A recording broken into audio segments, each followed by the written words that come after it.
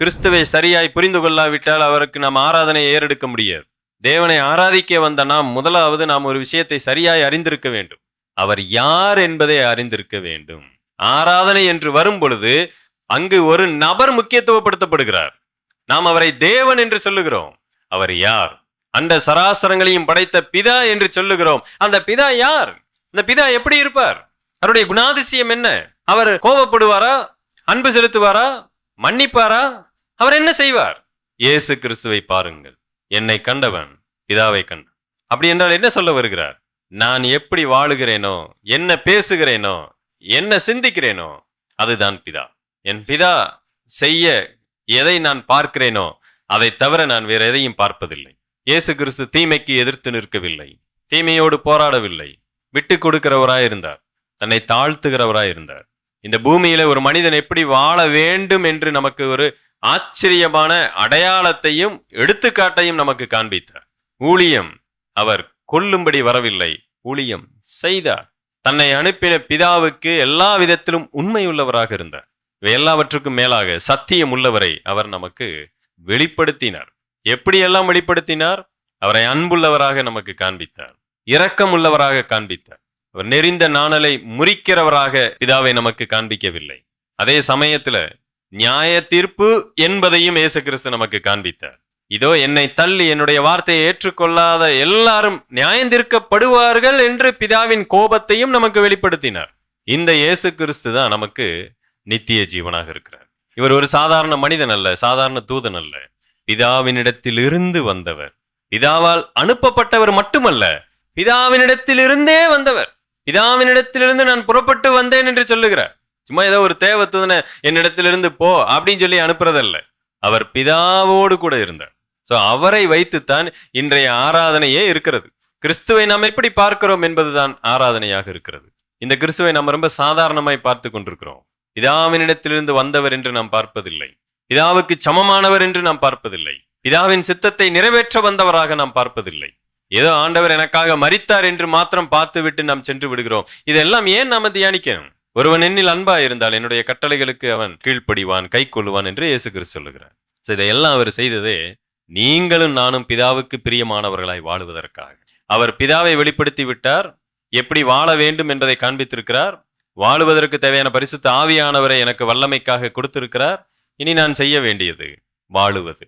ஒரே ஒரு வசனத்தை வாசித்து நான் முடிக்கிறேன். மத்தேயு புஸ்தகம் 5ஆம் அதிகாரம் 48வது வசனத்துல பாருங்க. ஆகையால் பரலோகத்தில் இருக்கிற உங்கள் பிதா பூரண சர்க்குணராய் இருக்கிறது போல நீங்களும் பூரண சர்க்குணராய் இருங்கள். இதுதான் பிதாவுக்கு நாம் செய்ய வேண்டிய கைமாறாக இருக்கிறது, ஆராதனையாக இருக்கிறது, அவரை மைமைப்படுத்துகிற மகிமையாக இருக்கு. பூரண சர்க்குணராக நாம் கூடி வந்திருக்கிறோமா? பூரண சர்க்குணராய் இருக்கிற ஒருவருடைய வாழ்க்கை எப்படி இருக்கும்? பிதா பூரண சர்க்குணராய் இருக்கிறாரு, நான் அப்படி இருக்கணும்னு ஆண்டவர் எதிர்பார்க்கிறார். ஆகவேதான் பிதாவை அவர் நமக்கு வெளிப்படுத்துகிறார். இப்ப புரிகிறதா? பிதாவை எனக்கு வெளிப்படுத்தினார்னா புகையா வெளிப்படுத்திட்டாரு, கை வந்துச்சு, கால் வந்துச்சு இல்ல. பூரண சர்க்குணராக பிதா எனக்கு வெளிப்படுத்தப்பட்டிருக்கிறார். இப்ப நான் என்ன செய்யணும்? நீங்களும் பூரண சர்க்குணரா இருங்க. இதை தவிர வேற எதையும் பிதா என்னிடத்திலிருந்து எதிர்பார்ப்பதில்லை. That's a worship. நாம சொல்லுகிற அல்லேலியாவோ ஆமேனோ பாடல்களோ தேவனை மைமைப்படுத்தி விடாது. நான் எப்படி இருக்கிறேன்னா நீங்க அப்படி இருங்க. இன்னொரு இடத்துல வாசிக்கிறோம் பேதுருவுல, நான் பரிசுத்தரா இருக்கிறேன், ஆகையால் நீங்க என்ன செய்யுங்க? பரிசுத்தரா இருங்க. நீங்க எப்படி பரிசுத்தரா இருக்கிறீங்கன்னு நம்ம கேள்வி கேட்கலாம். கிறிஸ்துவின் இடத்துல பாருப்பா, நான் எப்படி பரிசுத்தனா இருக்கிறேன் என்பதை காண்பித்திருக்கிறேன். கிரைஸ்ட் பிதா எப்படி இருக்கிறார் என்பதை கிறிஸ்து காண்பிக்கிறார். அதே மாதிரி நான் இருக்க வேண்டும் என்பதை தேவன் எதிர்பார்க்கிறார். இதுதான் அதனுடைய காரியத்தின் கடைத்தொகை, வேற எதுவும் அல்ல. ஆனால் நாம் என்ன செய்கிறோம்? அதையெல்லாம் விட்டு விடுகிறோம். நீங்க நல்லவங்க தெரியுமா ஆண்டவரே அப்படின்னு அவருக்கே நாம் போதித்துக் கொண்டிருக்கிறோம். கர்த்தரே நீர் யார்? நல்லவர். நீங்க அண்ட சராசரங்களையும் படைத்தவர். நீங்க துதிகளின் மத்தியில் என்ன செய்கிறவர்? வாசம் பண்ணுகிறவர். இதெல்லாம் ஆண்டவருக்கு தெரியாதா? இதை சொல்லுகிறது தவறு இல்லை. ஆனால் நாம் என்ன நினைச்சுக்கிறோம்னா, இதை சொல்லுகிறதுனால அவர் புலகாயுதம் அடைந்து விடுவார் என்று மனிதனை போல நாம் நினைத்து விடுகிறோம். ஒரு மனிதனை வேண்டுமானாலும் புகழலாம். நீங்க எவ்வளவு அழகா இன்ஸ்பெக்டர் பதவிக்கு வந்துட்டீங்க, IAS ஆயிட்டீங்க, உங்களை மாதிரி யாரும் பிரசங்கம் பண்ணல, உங்களை மாதிரி யாரும் பாட்டு பாடவில்லை. ஒரு மனிதன் வேண்டுமானாலும் அதற்கு மயங்குவான், தேவன் மயங்க மாட்டார். அப்ப இனிமேல் அப்படி சொல்லக்கூடாதா பிரதர்? நான் அப்படி சொல்லவில்லை. இதெல்லாம் அவரை நாம் புகழுகிறோம். நம் மன திருப்திக்காக நாம் என்ன செய்கிறோம்? புகழுகிறோம். இதுல ஆண்டவர் ஏதோ பெருசா மகிமை அடைந்து விடுவார் என்று நாம் நினைத்து விடக்கூடாது. அவர் நல்லவர்னு 1000 பேர் சொன்னாதான் அவர் நல்லவராய் இருக்கிறார் அல்ல. 1000 பேர் அவரை மோசமானவர் என்று பழித்துரைத்தாலும் அவர் நல்லவராகவே இருக்கிறார். அவர் அதை பற்றி கவலைப்படுகிறவர் அல்ல. நீங்கள் நானும் செய்ய வேண்டியது, அப்படியா நான் நல்லவனாப்பா, ஆமா ஆண்டவரே. நான் இரக்கம் உள்ளவனா, ஆமா ஆண்டவரே. நான் பரிசுத்தம் உள்ளவனா, ஆமா ஆண்டவரே. அப்ப நீ அந்த மாதிரி இரு, சொல்லாதப்பா, நீ அந்த மாதிரி செய்.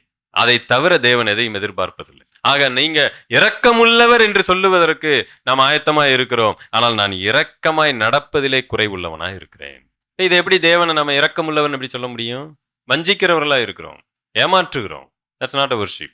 ஸோ தேவனை ஆராதித்தல் என்பது அவரை வெளிப்படுத்துதலில் இருக்கிறது. ஒரே பேரான குமாரன், அவரிடத்திலிருந்து வந்தவர், நமக்கு பிதாவை வெளிப்படுத்தி இருக்கிறார். அந்த ஆண்டவராய் இயேசு கிறிஸ்து மூலமாக நம்மை படைத்த பிதாவை நாம் அறிந்திருக்கிறோம். அவரையே நாம் ஆராதிப்போம். தேவனுடைய நாமத்தை உயர்த்தும். நாம் கர்த்தருக்கு ஸ்தோத்திரம் செலுத்துவோம்.